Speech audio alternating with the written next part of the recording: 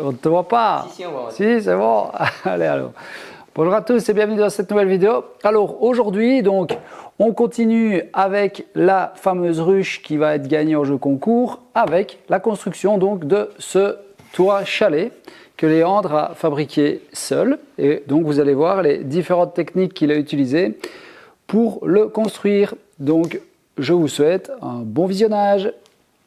Alors, première étape, donc Léandre a déjà dégauchi, mis en champ d'équerre, raboté à épaisseur, donc 24 mm d'épaisseur. Il a déjà débité toutes ses planches à longueur, donc il a 6 planches de 70 cm de long, c'est ça, pour 65 fini, et 2 planches de 50 cm et 2 planches de 55, c'est ça? Ouais. Hein? Donc voilà, hors de ça, il a tout le package pour faire son toit chalet, exactement. Et donc on a fait des gabarits, donc ces gabarits-là, pareil, les plans seront disponibles avec le pack complet, je vous ai déjà expliqué pour le jeu concours, et ça se trouvera aussi sur mon site internet par la suite. Alors ici, il va pouvoir tracer donc la forme de la face avant et face arrière, et puis il va passer à la scie à ruban ou à la scie sauteuse selon. Lui ici il va le faire à la scie à ruban, mais si vous avez une scie sauteuse, ça fera très bien l'affaire également. On se laisse toujours 3 à 4 mm de marge autour du trait. Pourquoi? Parce qu'après on va faire pile poil la forme avec une fraise à roulement à la défonceuse pour se garantir d'avoir les arrondis qui vont reprendre donc justement les planches de toit. Ok? Ouais. Donc je te laisse tracer ça et puis on passe à la scie à ruban. Yeah.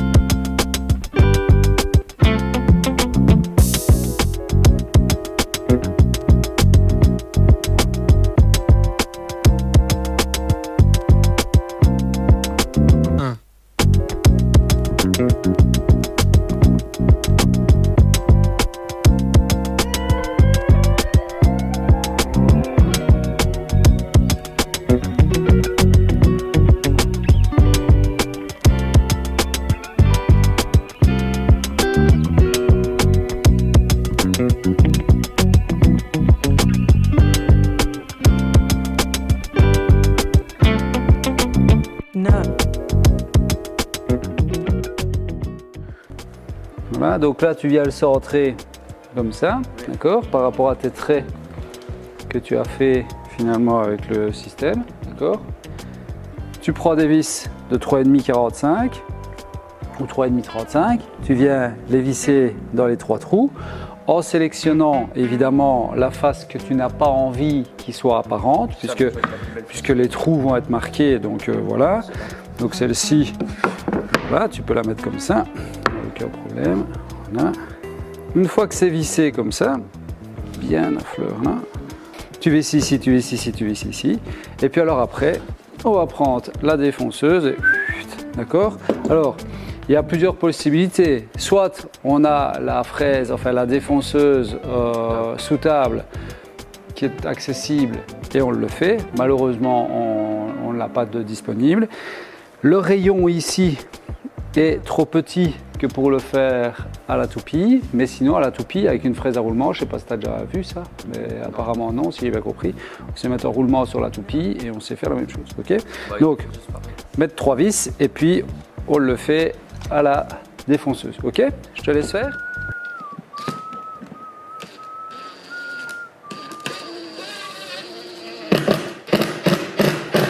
Alors vraiment, il faut vraiment que tu sois bien contre. Hein. Ok. Donc regarde, il n'y a pas une crasse en dessous?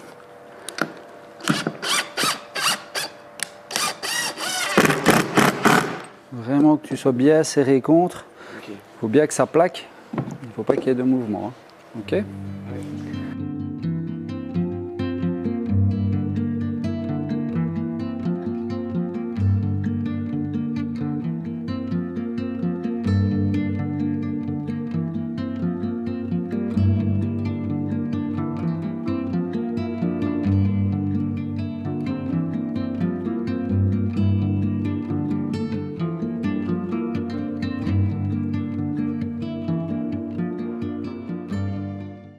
Maintenant, tu vas utiliser ta fraise à roulement. Donc, le roulement,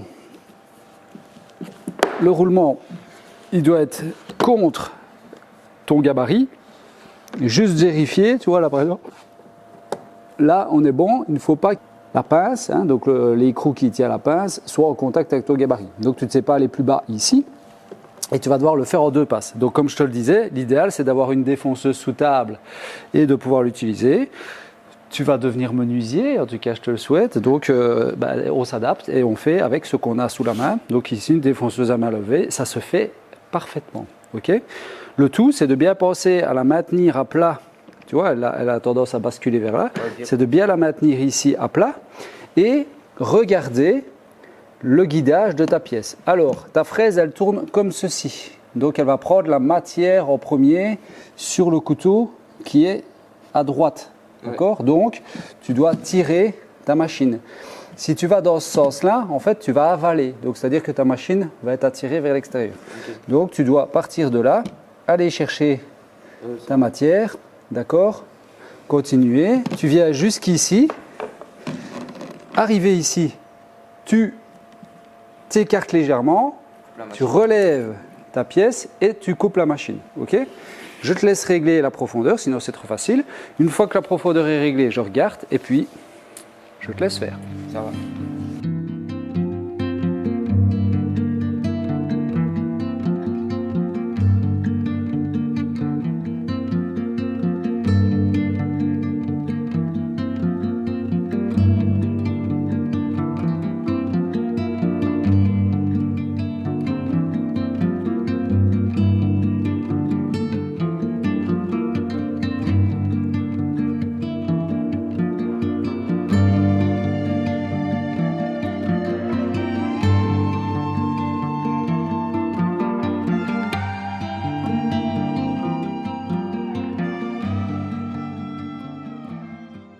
Tu débloques, hop, tu la retournes.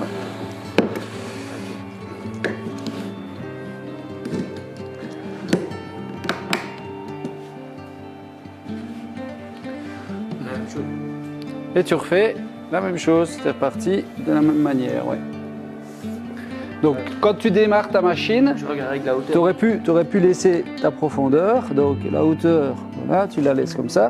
Par contre, ici, tu vois, tu as voulu démarrer, tu étais contre. Ouais. On démarre toujours la machine ici à l'extérieur et puis on vient en contact avec le gabarit et seulement on avance. Parce que si tu démarres contre, en effet, elle peut partir. Donc démarrer la machine, une fois qu'elle est démarrée, aller contre ton gabarit et puis tu viens avec. Alors attention, ici, elle tourne dans ce sens-là, donc tu dois partir d'ici vers là. D'accord ? Donc c'est le couteau de gauche ici qui va prendre en premier la matière, étant donné qu'elle tourne comme ça. Donc tu dois partir d'ici et avancer vers là. Okay. Toujours penser au sens de rotation, toujours travailler en opposition, sauf dans certains cas, mais c'est très particulier. Ok, elle est bien bloquée.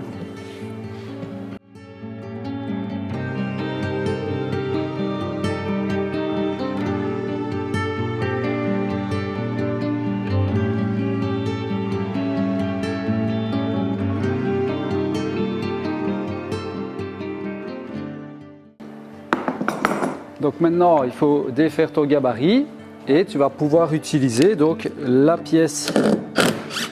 Donc tu vas pouvoir utiliser la base sur laquelle tu t'es posé. Donc en gros, là tu viens de créer une bâtée et tu vas pouvoir utiliser la bâtée de référence que tu viens de faire comme guide. Donc voilà, maintenant il va poser son roulement sur la forme qui correspond à l'autre partie parce que la fraise ici en l'occurrence n'était pas suffisamment longue pour pouvoir suivre le mouvement.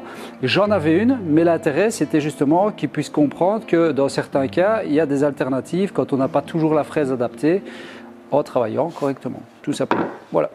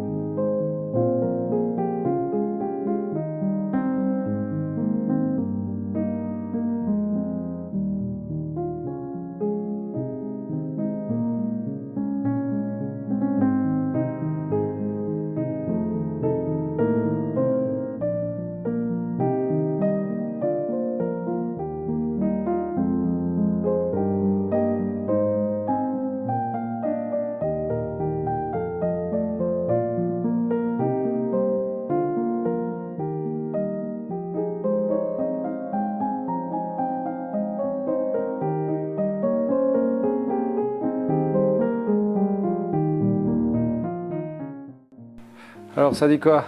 Parfait. Bon, allez, super.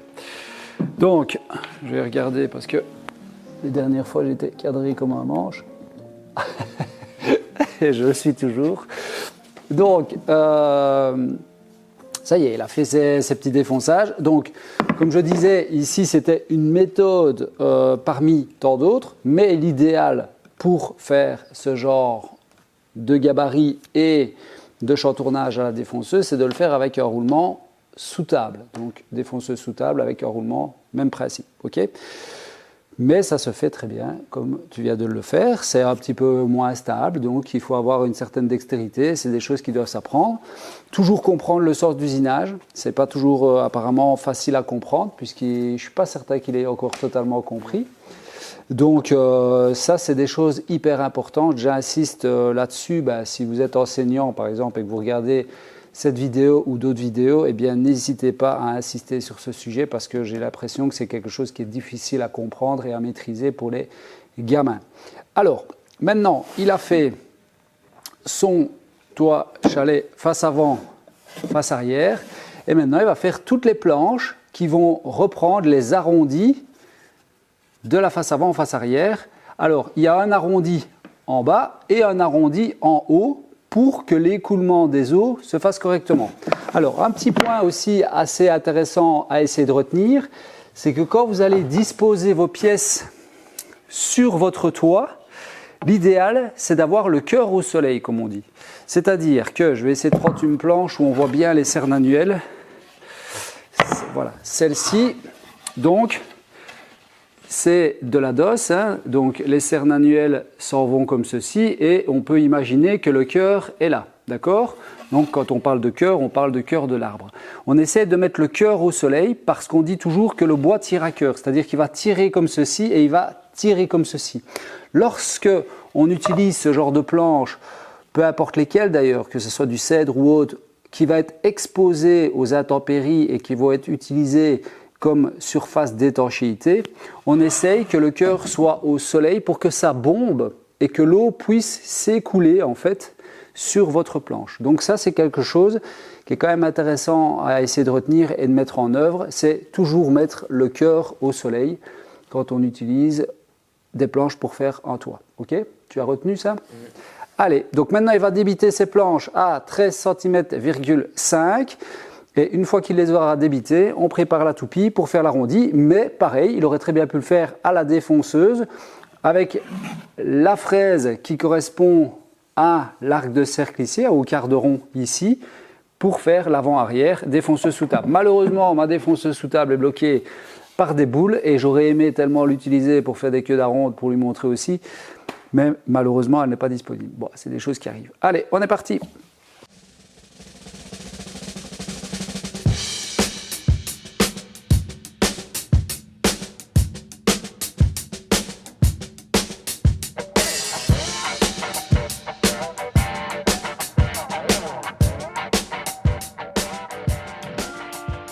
Alors maintenant, il va faire les arrondis qui doivent correspondre donc aux arcs de la face avant et face arrière du toit chalet. Alors petite astuce, moi, tous les fers de mon porte-outils avec fer interchangeable, j'ai fait des morceaux justement qui correspondent à la moulure ou aux moulures que je peux sortir avec les différents fers.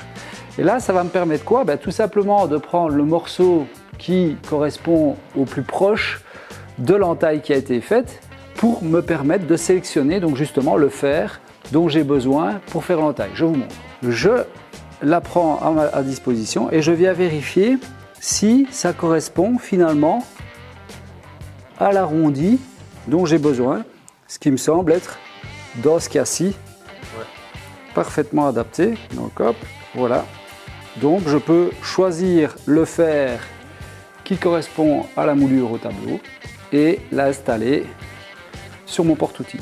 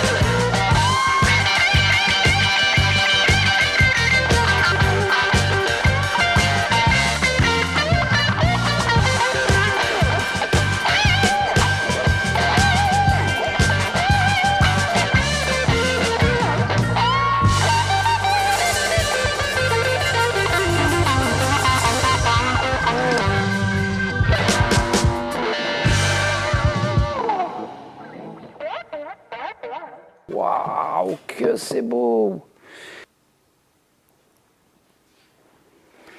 Donc voilà, on est bon.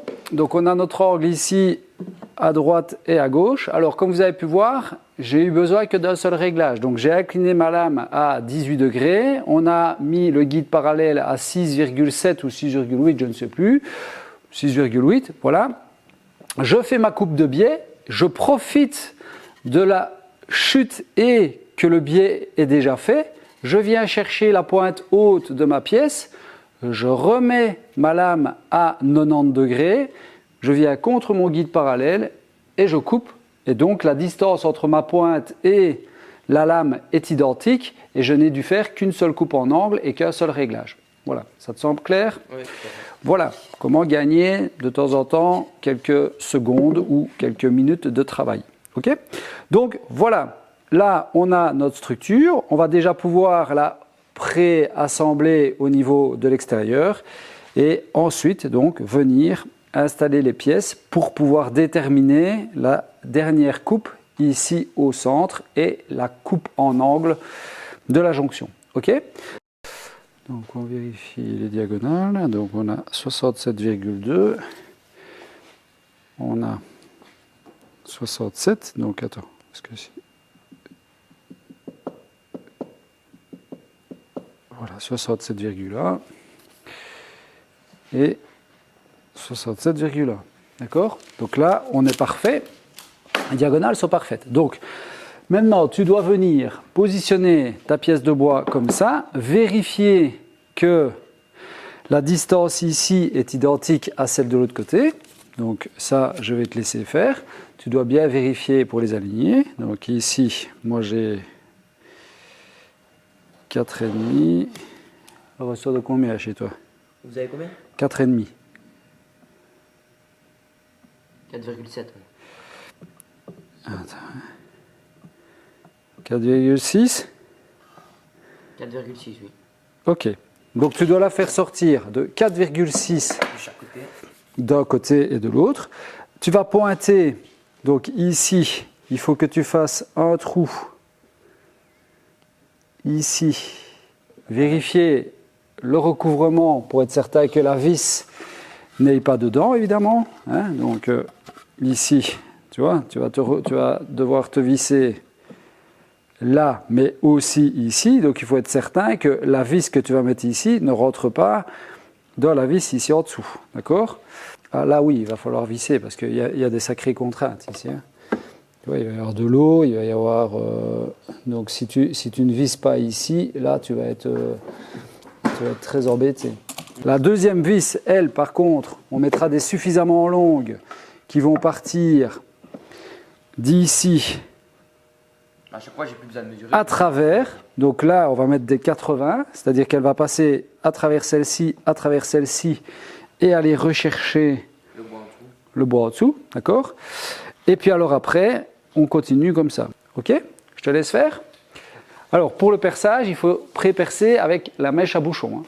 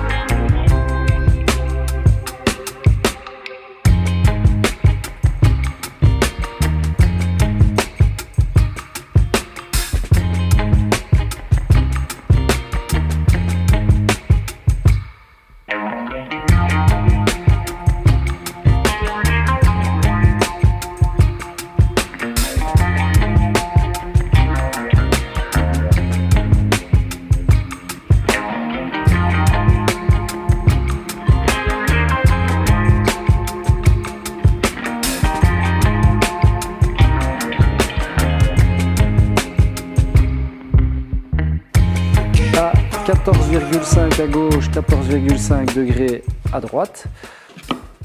Notre camarade Léandre a donc terminé notre structure. Il a poncé tous les éléments. Donc, on va assembler le tout. Qu'est-ce qu'on a besoin? Donc, 4 planches, 13,5 de large, arrondi en bas, arrondi au-dessus, avec cœur vers l'extérieur. On est pas mal, en tout cas sur certaines. Des petites pièces ici de 4 cm de haut, 1 cm de large, qu'on va venir intégrer ici dans les coins pour justement, donc à hauteur de l'angle, pour justement poser sur la ruche et garantir une certaine hauteur en rapport à la ruche et au couvre-cadre, tout simplement. Et donc maintenant, on va coller, revisser, et puis une fois que c'est pris, on va mettre les bouchons pour masquer les vis, reponcer une dernière fois au niveau des bouchons, et puis on mettra la couche d'huile de protection. Allez, donc on est parti, on va prendre la colle, les vis, tout est derrière nous, et puis l'affaire est faite. Donc,